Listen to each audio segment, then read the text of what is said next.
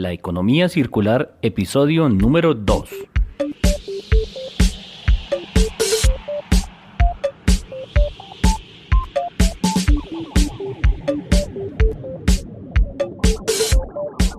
Muy buenos días a todos y bienvenidos a La Economía Circular, el podcast en el que hablamos sobre temas relacionados con medio ambiente, sostenibilidad, ecodiseño, reciclaje y mucho más.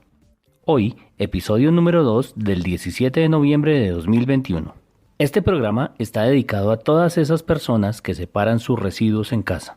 Esos que utilizan una bolsa para los residuos aprovechables, otra para los orgánicos y una más para los ordinarios o no aprovechables. En mi país, en Colombia, normalmente se usan bolsas blancas, bolsas verdes y bolsas negras respectivamente. Así que desde acá un abrazo a todas esas personas que creen que separar los residuos en casa tiene algún sentido. Tengan todos la seguridad que haciendo esto están ayudando a detener el impacto negativo que hemos causado durante tantos años. Hoy el programa está súper interesante. Vamos a hablar sobre gestión integral de residuos a nivel industrial.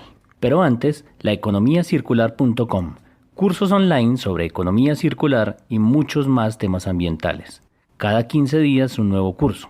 Durante esta semana daremos inicio al curso de aplicaciones de la economía circular y tendremos lecciones muy interesantes como ciudades circulares, la economía circular en la empresa, logística inversa y otros temas más. Adicionalmente, si te suscribes, serás parte de una excelente comunidad.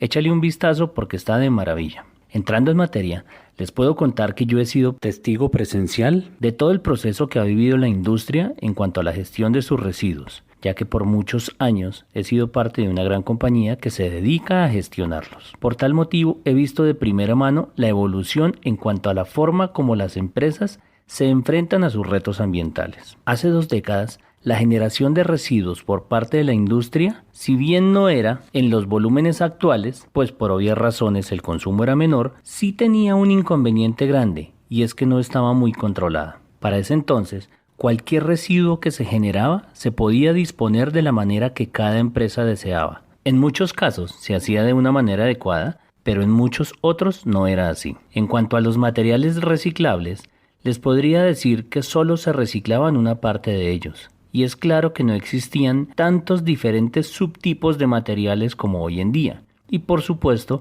era mucho más fácil de reciclar. Sin embargo, aun siendo así, casi no se hacía. Los residuos orgánicos tradicionales eran muy poco aprovechados, pues casi no existían proyectos de compostaje o algunos otros similares que estuviesen bien organizados. Pero el peor de todos eran los residuos peligrosos, o RESPEL como también se les conoce.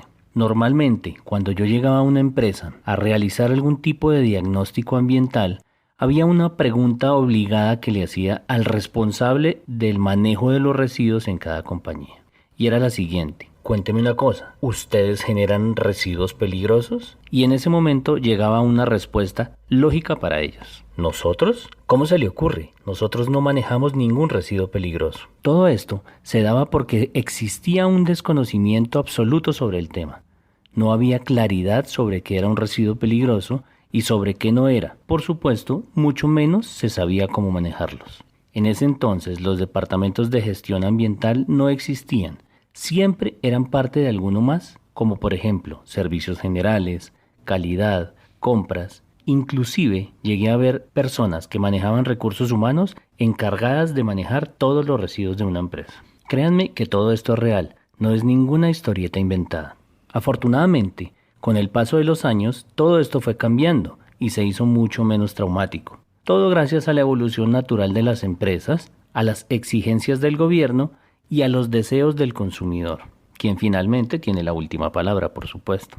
Hoy en día es claro en la gran mayoría de las empresas quién es la persona que se debe encargar del manejo de los residuos. Sin embargo, desde hace un tiempo, la figura del outsourcing se hizo muy fuerte en Latinoamérica. Por tal motivo, se prefiere contratar empresas que se dediquen a gestionar todos los residuos al tiempo para que esto no se convierta en una carga operativa que desvíe a la persona o a la compañía del core del negocio. Este tipo de empresas dedicadas a la gestión de residuos industriales cada vez son mucho más expertas en el tema. Las hay de las que se hacen cargo de la gestión en general y les quitan todos los problemas de encima de las empresas, garantizándoles un total cumplimiento y una responsabilidad absoluta.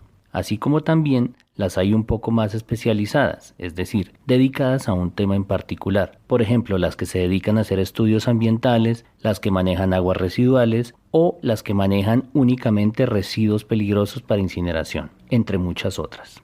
Todas estas compañías le hacen mucho más fácil el trabajo a la industria en general. Les prometo que pronto tendremos una entrevista con algún directivo de una de estas empresas para que nos cuente más a fondo cómo operan y obviamente cuál es su aporte en el desarrollo del modelo de economía circular. Al analizar en detalle cómo funciona hoy en día la gestión de residuos industriales y entramos a verificar qué se recicla y qué no, les puedo comentar que hace algunos años se reciclaba únicamente cartón, chatarra y plástico. Sin embargo, con el cambio de mentalidad gradual que han tenido las compañías, hoy en día se intenta reusar o reciclar cualquier tipo de residuo que se genera. Esto debido a varias razones. La primera es que no manejarlos adecuadamente puede llegar a ocasionar multas o sanciones, lo cual puede ser muy perjudicial para la compañía. La segunda es que el ingreso obtenido por algunos de estos residuos puede representar una reinversión en proyectos internos, lo cual es un beneficio directo. Y la tercera es que hacerlo significa estar alineado con las políticas de responsabilidad social empresarial de la compañía y a su vez mejorar su buen nombre en el mercado. En otro capítulo veremos específicamente todo lo que tiene que ver con residuos y su clasificación para que comprendamos todo lo que se puede llegar a generar en una compañía, ya sea grande o pequeña, y que muchas veces no vemos a la primera. En fin, hasta aquí el episodio número 2, que como te das cuenta, este tema incluso daría para una masterclass. Si quieres que ampliemos este tema o si deseas un curso especializado, déjanoslo saber en los comentarios. Tu retroalimentación es muy importante. Mil gracias a todos por sus valoraciones de 5 estrellas en iTunes, sus comentarios y me gusta en iVoox, YouTube y Spotify.